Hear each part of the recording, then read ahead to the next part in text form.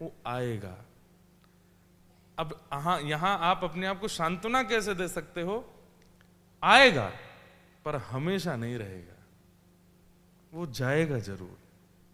और एक बात सुन लीजिए, इस लाइफ में कुछ भी कांस्टेंट नहीं रहता। दुख कांस्टेंट नहीं है, तो जो लोग अभी सुखी चल रहे हैं, जिनके जीवन में कोई दुख नहीं है, वो भी घबराइएगा, क्योंकि सुख भी कांस्टेंट नहीं है। आज धनवान हो तो ये लगे कि बस अब मेरे पास सब कुछ है, गाड़ी है, बंगला है, ये है, वो है, सब, एक दिन वो भी नहीं रहेगा, जाएगा। अब एक बड़ी सामान्य सी बात, कोई एक व्यक्ति आया, उसकी सबने प्रशंसा की, वो कौन? अहिल्यानगर का बहुत बड़ा आदमी है, बहुत पैसे वाला आदमी है, इस पर इतना धन है, इतनी संपत्ति है, इसके पास ये है, वो है, सब कुछ है। मतलब मैं इस चीज पर इसलिए बात कर रहा हूं क्योंकि हमारे थॉट प्रोसेस में यही चलता रहता है कि ये मिलना चाहिए मुझे। अब अहिल्यानगर का वो व्यक्ति आया, उसके पास सब कुछ है, उसके पास बड़ी बड़ी गाड़ियां हैं, उसकी पत्नी बहुत अच्छी है, बच्चे बहुत अच्छे हैं, सब कुछ बहुत अच्छे हैं, लेकिन तभी किसी ने कह दिया कि इस सभागृह में बहुत अच्छा हाथ देखने वाला व्यक्ति बैठा है। तो वो सब कुछ प्राप्त करने वाला व्यक्ति भी उसके पास जाकर, जाए बता देना थोड़ा सा देख के, क्यों? वो भी दुखी है, किसी चीज से वो भी परेशान है। तो एक बात पक्की है कि सब कुछ मिल जाने पर भी आप प्रसन्न नहीं रह सकते, दुख आपके जीवन में नहीं आएगा, ऐसा नहीं है। तो क्वेश्चन क्या होना चाहिए? क्वेश्चन ये होना चाहिए कि मैं ऐसा जीवन में क्या करूं कि मेरी लाइफ की सिचुएशन कैसी भी आवे, कुछ भी प्राप्त होवे, कुछ भी छूटे, कुछ भी मिले, कुछ भी बिछड़े, मैं हर स्थिति में पॉजिटिव रहूं। एक क्लास में टीचर ने बच्चों से पूछा, बड़े होकर क्या बनोगे? किसी ने कहा डॉक्टर, किसी ने कहा इंजीनियर, किसी ने कहा कथावाचक। मैंने कहा था अपनी क्लास में, आज ताली बज रही है। जब मैंने अपनी क्लास में कहा था तो बच्चे हंसे थे। जब मैं 7th 8th क्लास में था तो पिताजी कथा करते थे, तो उनको देख के लगता था कि मैं भी ऐसे कभी कथा करूंगा। ये नहीं पता था कि करना और बनना कितना मुश्किल है, बस ये लगता था ऐसा बनना है। तो जब हमारी टीचर ने क्लास में पूछा कि आपका फ्यूचर प्लान क्या है, क्या बनना चाहते हो, तो बच्चों का 3-4 आंसर्स तो रटे हैं, ये तो बोलेंगे ही बोलेंगे। सबसे पहला डॉक्टर, दूसरा पायलट, पायलट ही नहीं बन पाते हैं, पायलट जरूर बोलेंगे, डॉक्टर जरूर बोलेंगे। फिर उस समय पर बहुत कम बच्चे ऐसा बोलते थे, इंजीनियर, चार्टर्ड अकाउंटेंट या कुछ भी। जब आए मेरे पे तो मुझसे बोले क्या बनोगे? मैंने कहा कथावाचक। बच्चों की तो क्या, माँ वो टीचर भी हंसी स्कूल क्यों आ रहे हो बेटा? गुरुकुल जाओ, गुरुकुल। हमने कहा कोई बात नहीं। आज वो बच्चे आते हैं, इंद्रेश जी कब मिल पाओगे? मैंने बेटा 3 महीना तो समय नहीं है अभी मेरे पास, अभी तो यहाँ से वहाँ, वहाँ से वहाँ, वहाँ से वहाँ, वहाँ से वहाँ। वो फिर हमारे इसको फोन कर, उसको फोन करे, इनको बोलो मैं इनके साथ क्लास में पढ़ा था, मैंने क्लास में पढ़ा था, पर हंसा भी तो था ये सुन के कि मैं कथावाचक बनूंगा। तो ये एक अलग बात है। पर बात यह है कि पूछा गया कि क्या बनना चाहते हो, तो सब बच्चों ने कहा मैं ये बनना चाहता हूं, मैं ये बनना चाहता हूं, मैं ये बनना चाहता हूं। लेकिन एक बालक उठ के बोला मैं प्रसन्न इंसान बनना चाहता हूं, मैं सुखी इंसान बनना चाहता हूं। और उसके उत्तर ने पूरी क्लास को स्तब्ध कर दिया। हम प्रसन्न रहना चाहते हैं, ये प्रायोरिटी हमारी चीजों के पीछे छुपी हुई है। मैं प्रसन्न बनना चाहता हूं, लेकिन मैं प्रसन्न होऊंगा डॉक्टर बनके, मैं प्रसन्न होऊंगा इंजीनियर बनके, मैं प्रसन्न होऊंगा उससे ब्याह करके, मैं प्रसन्न होऊंगा इतना कमा के, मैं प्रसन्न होऊंगा ये नहीं। प्रसन्नता को किसी के पीछे मत छुपाइए, किसी के पीछे मत छुपाइए। आप बस ये बोलिए मैं प्रसन्न रहना चाहता हूं, प्रसन्न रहना चाहता हूं, ये आपकी प्रायोरिटी हो जाएगी तो आप 2 रुपए में भी प्रसन्न रहोगे।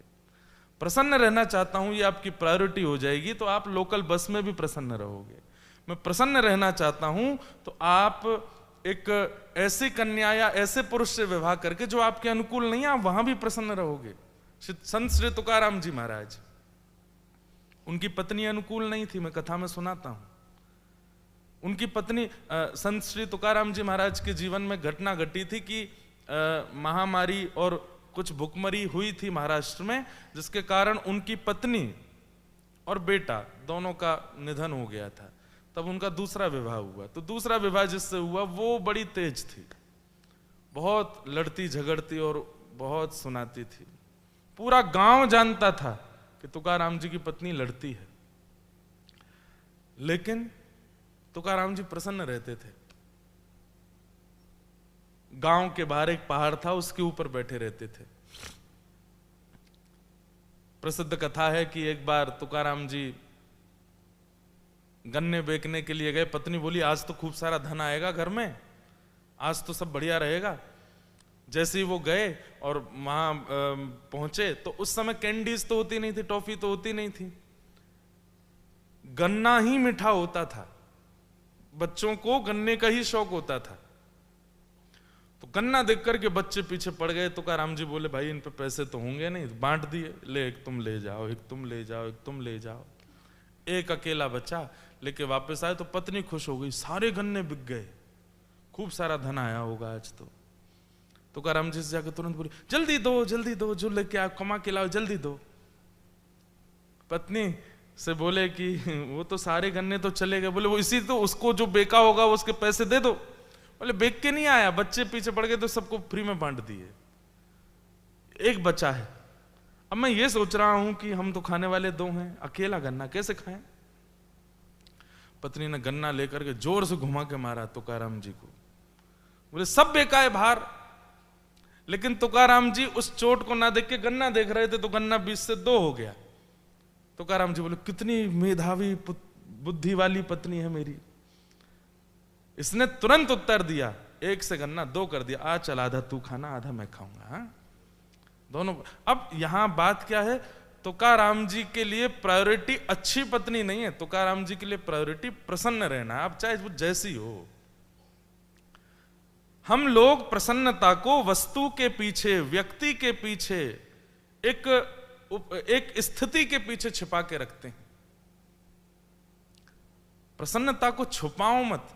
मुझे प्रसन्न रहना है, बस हर दिन यही बोला करो, मुझे खुश रहना है, मुझे प्रसन्न रहना है, मुझे खुश रहना है, मुझे प्रसन्न रहना है, हर दिन ये बोला करो। अब चाहे जो हो जाए उसमें भी प्रसन्न ही रहोगे आप।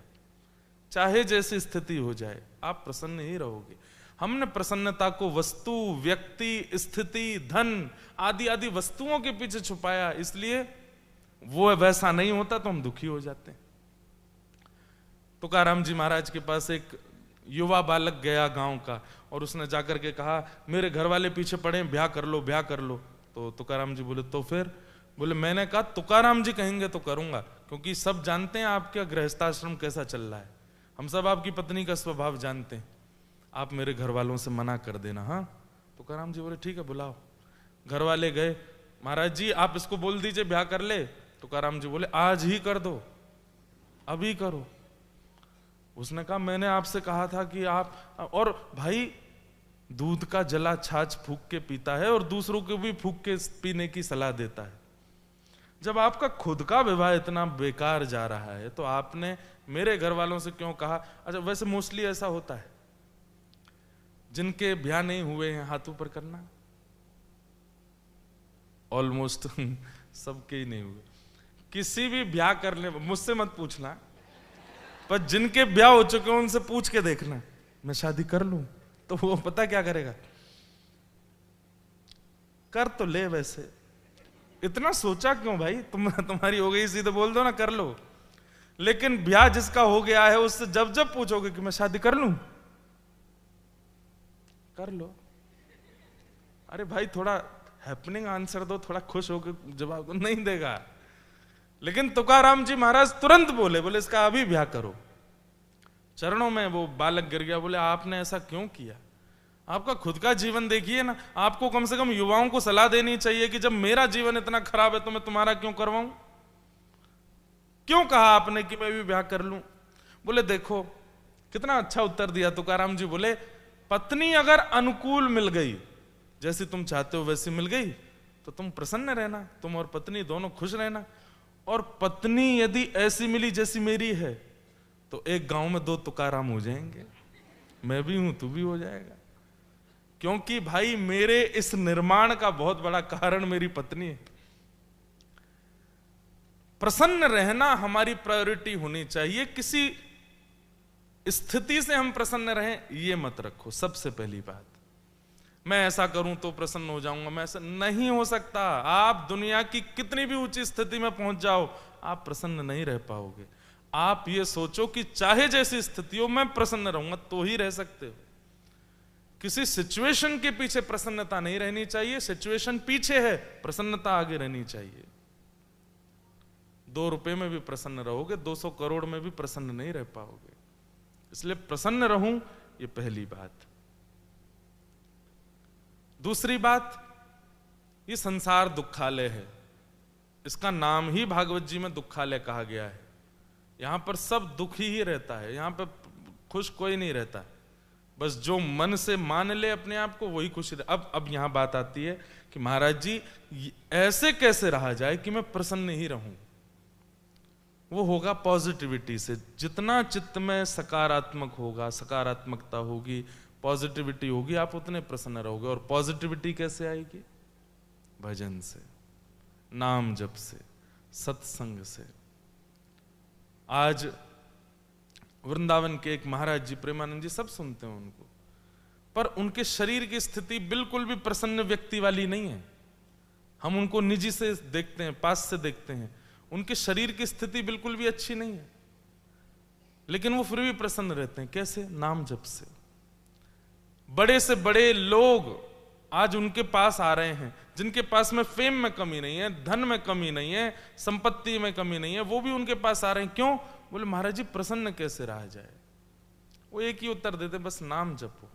मैं उनका उदाहरण इसलिए दे रहा हूं क्योंकि आज सब उनको जानते हैं। मैं तुकाराम जी की बात करता हूं तो लोगों के मन में आएगा थे 500 साल पहले। मैं नामदेव जी की बात करूंगा, कहेंगे लोग थे 1000 साल पहले। ज्ञानेश्वर माउली थे पहले। लेकिन ये तो आज की बात है, इसलिए उनका प्रमाण दे रहा हूं। प्रसन्न रहते हैं, क्यों? नाम के अधीन रहते। तो सबसे पहली बात, मैं प्रसन्न रहूंगा। सुबह उठते ही ऐसा बोला करो, और मैं प्रसन्न रहूंगा ये कहने के बाद में ठाकुर जी का स्मरण करो, श्री जी का स्मरण करो, गुरुदेव का स्मरण करो, माता पिता का स्मरण करो। बात ऐसी है कि फेल कोई नहीं होता, लेकिन जब फेल होने के बाद व्यक्ति स्वीकार कर लेता है, हां मैं फेल हो गया हूं, तो वो फेल हो जाता है। फेलियर फेल नहीं होता, फेलियर एक नया निर्माण होता है व्यक्ति का। आप किसी भी श्रेष्ठ व्यक्ति उसको उठा के देख लीजिए, उसने लाइफ में फेलियर देखा होगा, पर फेलियर के बाद उसने उस फेलियर को स्वीकार नहीं किया होगा, इसलिए वो बन गया। लेकिन जो व्यक्ति फेलियर आने पर स्वीकार कर लेता, अरे मैं तो फेल हो गया, अब तो कुछ नहीं हो सकता, वो वहीं रुक जाता है, वहीं स्तब्ध हो जाता है।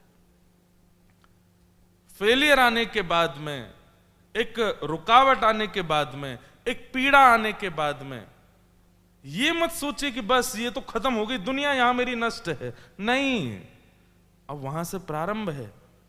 पृथ्वी का भी सबसे पहला निर्माण प्रलय के बाद ही हुआ है। प्रलय आवश्यक है हमारे जीवन में। अगर प्रलय नहीं आएगी ना, तो हम नया निर्माण नहीं कर पाएंगे। इसलिए फेलियर जरूरी है, चाहे वो पढ़ाई में हो, चाहे वो जॉब में हो, चाहे वो आपके बिजनेस में हो, कई बार संबंधों में हो, कई बार परिवार में हो। कहीं कहीं टूटना बहुत जरूरी है, क्योंकि टूटी हुई वस्तु जब पुनः निर्माण होती है तो पहले से अच्छी होती है, पहले से मजबूत होती है, पहले से श्रेष्ठ होती है। कोई सोचे मैं कभी फेल नहीं होना चाहिए, मैं कभी, एक बात बोलूं, ऐसे व्यक्ति अगर 50, 55, 60 वर्ष का कोई व्यक्ति है और वो कभी फेल ही नहीं हुआ, इतनी नेगेटिविटी होगी उसमें कि आप उसके पास बैठ नहीं पाओगे।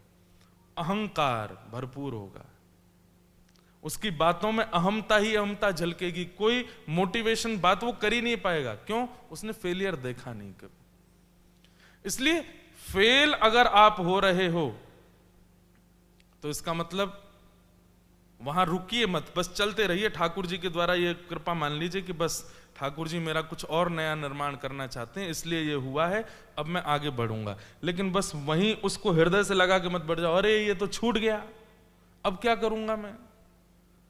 बस ये जैसे ही सोचा, अब वहीं रुक जाओगे, वहीं नष्ट हो जाओगे, वहीं आपकी जो सीमा गति है वो रुक जाएगी। अर्जुन के साथ क्या हुआ था?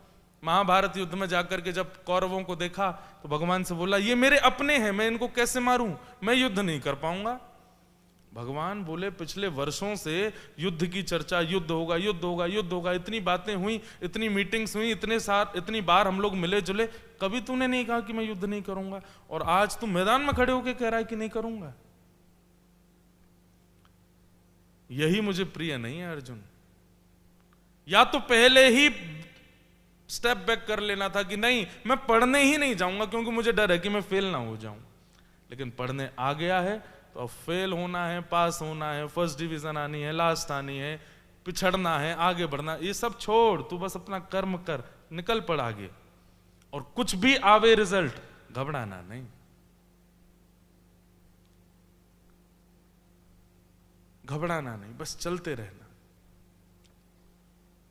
पॉजिटिविटी लाओ, और वो पॉजिटिविटी सत्संग से आएगी, नाम से आएगी, कथा से आएगी।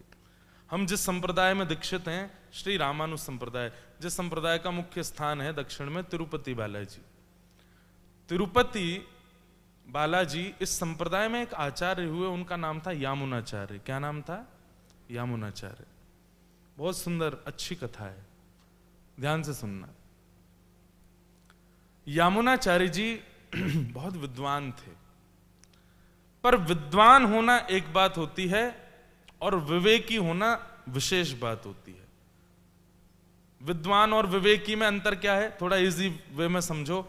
मुझे पता है हींग क्या होती है, मुझे पता है नमक क्या होता है, हल्दी क्या होता है, टमाटर क्या होता है, अदरक क्या होता है, सबके बारे में नॉलेज पूरी है, पर सब्जी बनानी नहीं आती। सबके बारे में नॉलेज होना ये होता है विद्वान। और विवेकी किसको कहते हैं? वो जो बनाना जानता है, कितना टमाटर डालना है, कितनी हींग डालनी है, कितना नमक डालना है। अब विद्वान तो बहुत है, सब पता है कि ये नमक है, ये सोडा है, ये हींग है, ये अदरक है, ये टमाटर है, ये आलू है, सब कुछ जानता है। लेकिन जैसे उसको पेन दे दिया, उसको बनाने के लिए कहा गया, अब हींग कितनी डालनी है ये कुछ पता ही नहीं है, वो तो बर्बाद कर देगा, जहर बना देगा, उसको खा करके व्यक्ति मृत्यु तक को प्राप्त कर सकता है। विवेकी बनिए, विद्वान नहीं। सारी नॉलेज मेरे अंदर आ जाए ऐसा व्यवहार मत करो। सबका विवेक मुझको पता हो कि कहां किसको कैसे किस प्रकार से यूज करना है। ये सत्संग से ही आता है। ये आपको कॉलेज में, स्कूल में, यूनिवर्सिटी में नहीं मिलेगा, नहीं मिलेगा, नहीं मिलेगा। इसके लिए तो आपको सत्संग ही करना पड़ेगा। सत्संग विवेक देता है, बिनु सत्संग विवेक न होई, गोस्वामी तुलसीदास जी कहते हैं। आजकल के बच्चे क्या कर रहे हैं? आजकल के युवाओं में नॉलेज बहुत है, विवेक नहीं है। जानते सब हैं, पर उसका प्रयोग कैसे करना वो नहीं जानते, विष बना देते हैं उसको। नॉलेज नष्ट कर रहे हैं अपनी, विवेक युक्त नहीं है। तो विवेकी कैसा होता है? यामुनाचार्य जी के प्रसंग से सुनो। तो श्री यामुनाचार्य जी बहुत विद्वान थे। तो दक्षिण में एक राजा था, उसका नाम पांडे राजा। तो पांडे राजा के यहां पर एक विद्वान रहते थे, उनका नाम था कोलाहल। नाम ही था कोलाहल। उस कोलाहल का व्यसन था। व्यसन समझते हैं? एडिक्शन। एक एडिक्शन था। कैसा एडिक्शन था? कि दूसरे विद्वानों को हराना और हरा के फिर उनका मजाक बनाना, इसका उसको व्यसन था। उसको भूख नहीं लगती थी, प्यास नहीं लगती थी, नींद नहीं, उसको यही लगता था किसको हराऊं और फिर उसका मजाक बनाऊं। कोलाहल मतलब नॉलेजेबल था, विद्वान था, पर विवेकी नहीं था। और श्री यामुनाचार्य जी विवेकी थे।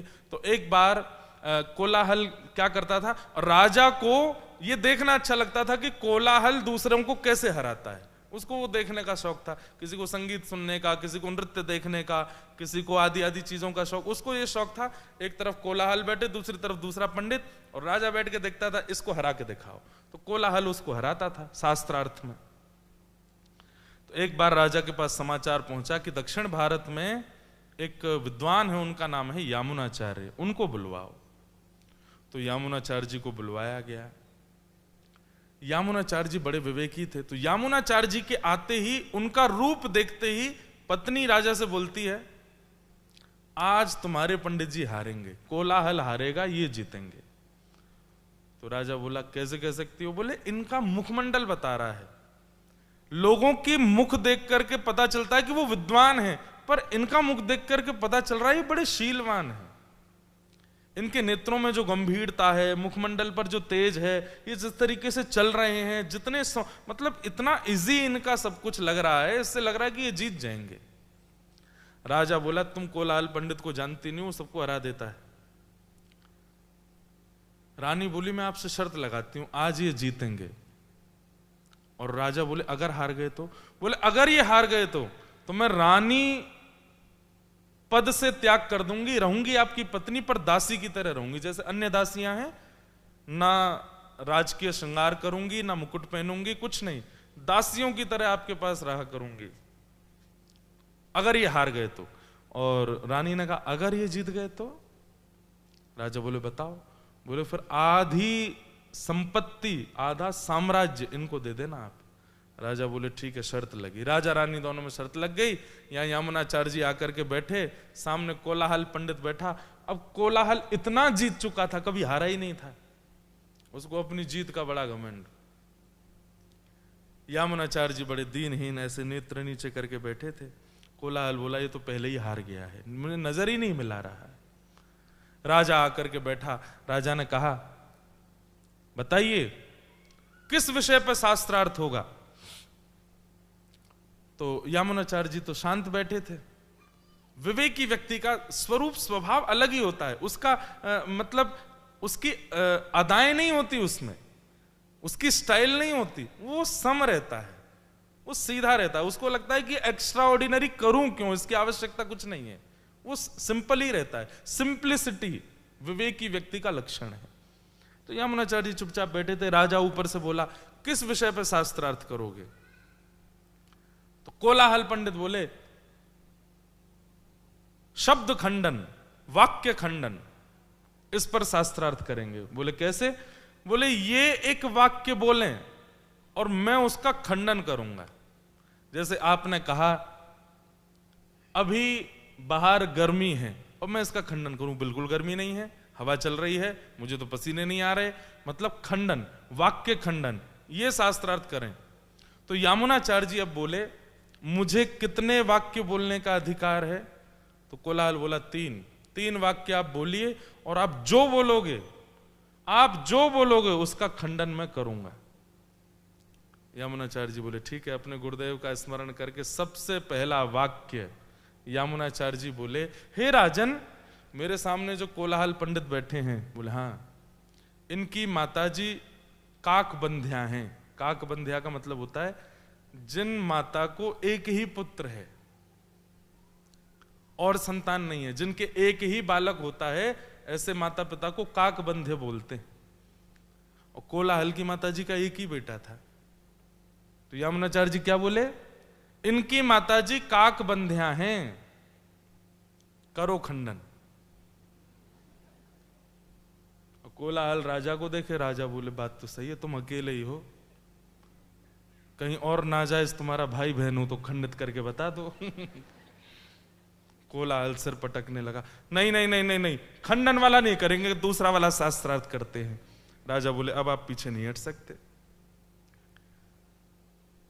तो पहले वाक्य में कोलाहल हार गया, यमुनाचार्य जी जीत गए विवेक से। अब देखो यहां पर उन्होंने शास्त्रों का प्रमाण दो, ये करो वो करो, लक्ष्यधार वाणी बोलो, मैंने उस वाले ग्रंथ में कुछ नहीं, बड़ी सिंपल सी बात कर रहे हैं क्योंकि जरूरत नहीं है। कई बार बहुत बड़े हाथी को गिराने के लिए चींटी आवश्यक होती है। अब हमने देख लिया कि हाथी आक्रमण कर रहा है, हम बुलडोजर लेकर के आए, नहीं, ये स्वरूप नहीं, चींटी। यमुनाचार्य जी ने देखा कोलाहल इतना जीता है, इतना जीता है, इतना जीता है, बड़े बड़े महारथियों से जीता है, आज इसको चींटी से हराऊंगा, छोटी छोटी बातों से हराऊंगा। पहली बात में यमुनाचार्य जी जीत गए, कोलाहल हार गया। दूसरी बात, अब यमुनाचार्य जी से कहा गया दूसरा वाक्य कहिए।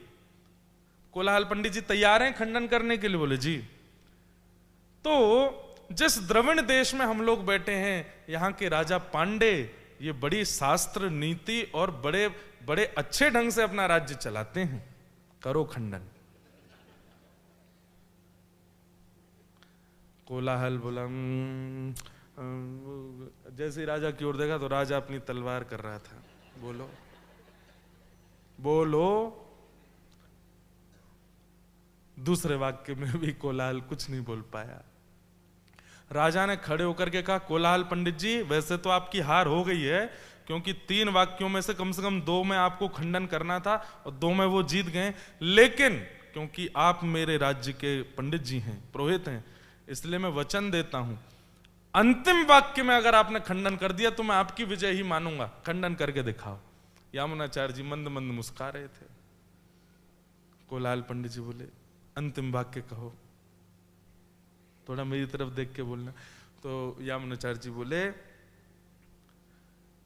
अंतिम वाक्य, हमारे द्रविड़ देश के राजा जो पांडे हैं, इनकी पत्नी पतिव्रता नारी हैं। राजा पांडे के अलावा किसी और पुरुष को कभी नजर उठा के भी नहीं देखती हैं। वो राजा पांडे की बिल्कुल अधीन है, इनके चरणों में, इनके भाव में वो पूर्ण रूपेण समर्पित है। करो खंडन। कोलाहल रानी को देखे, रानी बोले, राजा छोड़ देगा, मैं मार दूंगी तुझे, बोल के दिखा। अंत तो गत्वा कोलाहल